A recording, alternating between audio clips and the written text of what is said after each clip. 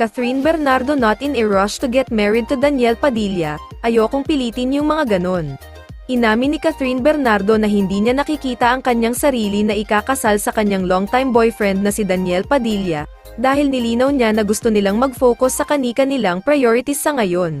Sa pagsasalita sa mga mamamahayag sa sideline ng A Very Good Girl press conference, sinabi ni Bernardo na magtatagal bago siya magsabi ng I do kay Padilla dahil sila ay kasalukuyang nasa tuktok ng kanilang mga karera.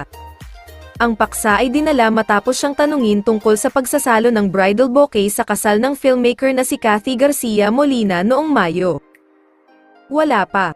Matagal pa kasi ngayon. Nandito kami sa peak ni Didge na kailangan naming magtrabaho ng magtrabaho, especially may bahay na ipinagawa. Ang daming gastos, and then, alam din namin sa sarili namin na hindi pa time, and open kami about it, she said, referring to her, Too Good to Be True,